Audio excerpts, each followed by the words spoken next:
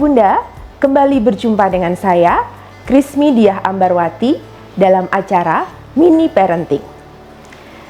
Pada kesempatan kali ini, saya akan menyampaikan tips pendek bagaimana mendampingi anak-anak yang telah Tuhan anugerahkan dalam kehidupan pernikahan ayah bunda. Pada Mini Parenting edisi 061, telah disajikan informasi mengenai jenis-jenis anak berkebutuhan khusus. Salah satunya adalah anak dengan gangguan spektrum autisma atau Autism Spectrum Disorder. Anak dengan kondisi ini mengalami gangguan dalam 3 area dengan tingkatan yang berbeda-beda, yaitu gangguan pada area kemampuan komunikasi, area interaksi sosial, serta pola-pola perilaku yang repetitif dan stereotipi. Ayah bunda, dalam edisi kali ini akan dipaparkan secara lebih rinci mengenai apa itu autisme atau istilah medisnya adalah gangguan spektrum autisma. Gangguan ini sebenarnya dapat dialami oleh anak-anak sejak anak dilahirkan yang disebabkan karena hambatan pada perkembangan otak sejak anak masih dalam kandungan ibu. Mengapa hal ini dapat terjadi? Ada berbagai macam kemungkinan penyebab. Misalnya, ketika hamil, ibu terinfeksi virus yang dapat mengganggu perkembangan otak janin. Antara lain, virus toxoplasma, virus Measles and Rubella, atau cytomegalovirus.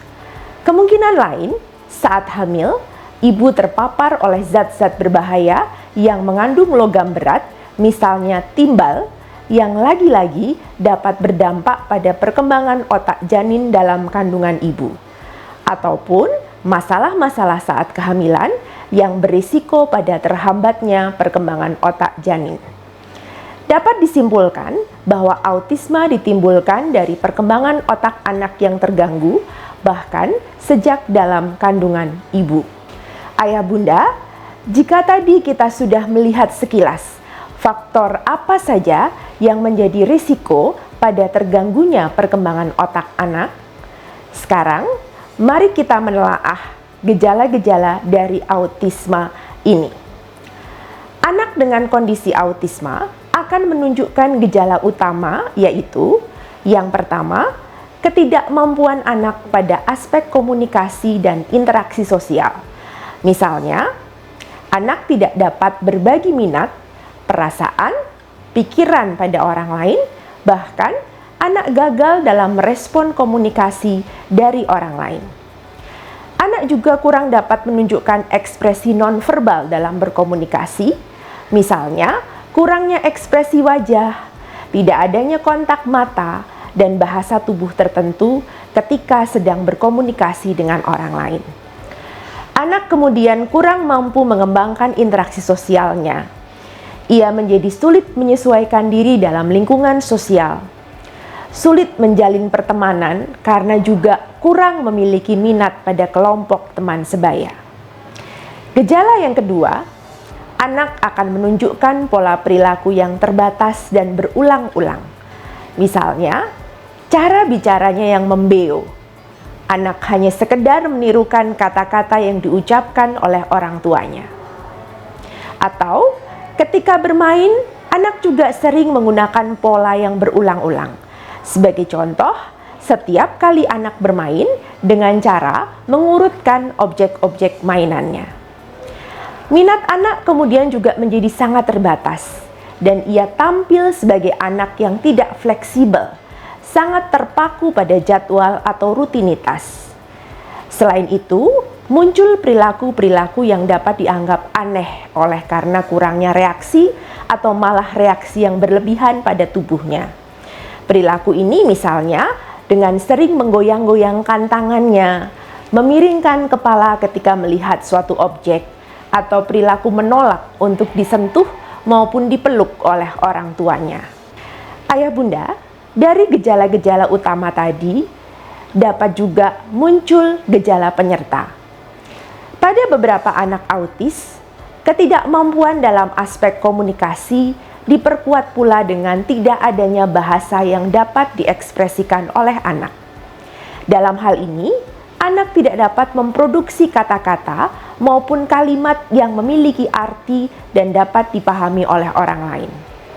Selain itu, pada kebanyakan kasus, anak autis juga mengalami speech delay di masa-masa perkembangannya, sehingga bahasa yang berkembang juga menjadi kurang lazim untuk anak-anak seusianya.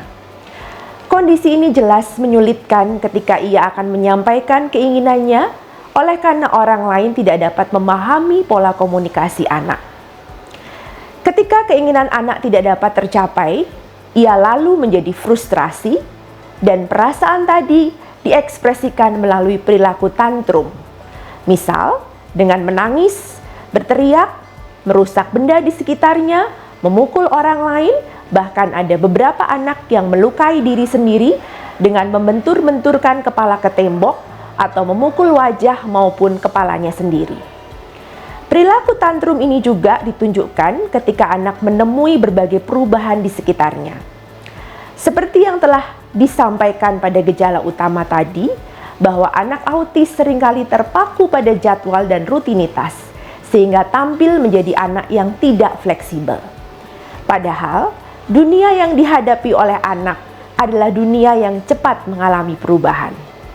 Misal, jika anak terbiasa makan malam dengan menggunakan piring khusus warna tertentu dan pada suatu saat piring itu hilang, lalu anak diminta makan dengan piring lain, maka anak kurang dapat menerima perubahan tersebut dan menjadi frustrasi, yang pada akhirnya diekspresikan melalui perilaku tantrum.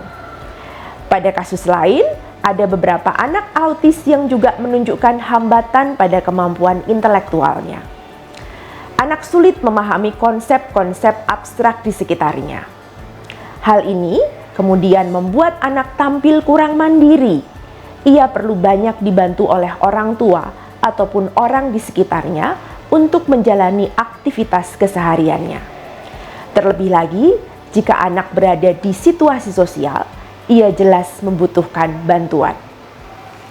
Ketidakmampuan anak autis pada aspek komunikasi dan sosial, ditambah dengan munculnya perilaku terbatas dan berulang-ulang yang membuat anak menunjukkan perilaku kurang lazim untuk usianya, memberikan dampak lain pada anak, yaitu kesulitan dalam menyesuaikan dengan lingkungan sosial. Anak sulit untuk memahami hal-hal yang terjadi di lingkungannya. Anak kurang memiliki konsep yang kuat tentang bagaimana menjalin pertemanan yang sesuai dengan standar sosial. Selain itu, anak juga sulit menerima perubahan-perubahan yang terjadi di lingkungan sosialnya. Ayah bunda, dengan kesulitan-kesulitan yang dialami oleh anak autis, muncul penilaian-penilaian dari masyarakat yang mungkin dapat membuat ayah bunda yang mendengarnya menjadi sakit hati. Misalnya, perilaku mereka sering dianggap aneh karena ada kata-kata anak yang tidak dapat dipahami oleh orang lain, atau juga karena anak sering memiringkan kepalanya, menggerak-gerakkan tangannya. Bahkan jika anak autis menunjukkan perilaku tantrum, mereka sering dianggap sebagai anak nakal atau bahkan anak yang kurang waras. Penilaian negatif dari masyarakat yang muncul dari kurangnya pemahaman mengenai autisme membuat anak kurang dapat diterima oleh lingkungannya. Anak kemudian rentan dikucilkan, bahkan di beberapa kasus berisiko mendapatkan perundungan atau bullying. Kondisi autisme yang disebabkan oleh karena hambatan atau kerusakan perkembangan otak anak bahkan sejak masih dalam kandungan merupakan kondisi yang sifatnya menetap sepanjang kehidupan anak. Dapat dikatakan bahwa kondisi autisme ini melekat pada anak selama ia hidup. Mungkin muncul pertanyaan dari ayah bunda, apakah kondisi autis ini tidak dapat disembuhkan? Apakah memang tidak ada terapi atau pengobatan yang dapat membuat anak autis menjadi seperti anak-anak normal lainnya? Ayah bunda, kondisi autisme ini memang akan ditunjukkan oleh anak sepanjang hidup. Namun, dengan perlakuan dan pengasuhan yang tepat dari orang tua, serta dukungan terapi yang diperoleh anak sejak dini, anak dapat dibantu dalam aspek kemandirian diri sendiri dan penyesuaian diri. Ayah bunda, Tidak mudah memang mendampingi dan mengasuh anak dengan kondisi autisma. Orang tua perlu untuk memiliki pengetahuan dan pemahaman mengenai autisma, sehingga membantu ayah bunda dalam memahami anak dengan autisma. Pemahaman orang tua terhadap kondisi anak dapat membuat ayah bunda menerima anak dengan segala kondisi yang menyertainya. Selain itu, pengetahuan ayah bunda tentang apa itu autisma membantu ayah bunda untuk dapat mengidentifikasi kemungkinan gejala-gejala autisma pada anak sejak dini. Jika sejak awal orang tua sudah merasa bahwa perkembangan anaknya mungkin mengalami hambatan, maka secepatnya kondisi anak tersebut dapat dikonsultasikan ke profesional, antara lain ke dokter anak, psikiater, atau psikolog anak. Semakin cepat orang tua mengetahui kondisi anak yang sesungguhnya, maka semakin cepat pula anak mendapatkan penanganan atau terapi.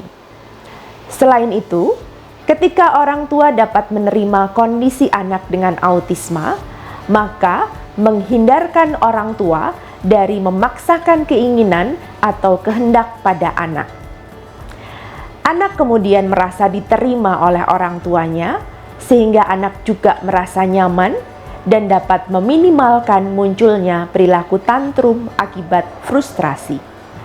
Ayah bunda, anak dengan kondisi autisma juga memiliki hak untuk berkembang dengan optimal sesuai dengan kondisi dan potensinya. Oleh karena itu, sebagai orang tua, diperlukan kemampuan untuk menerima anak tanpa syarat dan memberikan apresiasi pada setiap perkembangan yang ditunjukkan oleh anak. Terima kasih.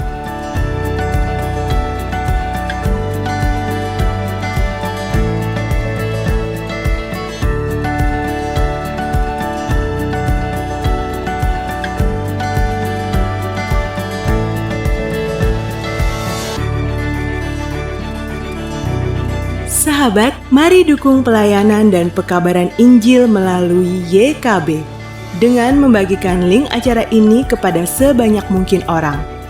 Dukungan juga dapat saudara lakukan dengan mentransfer dukungan finansial ke rekening BCA ke nomor 450 305 2990 450 305 2990 atas nama Yayasan Komunikasi Bersama.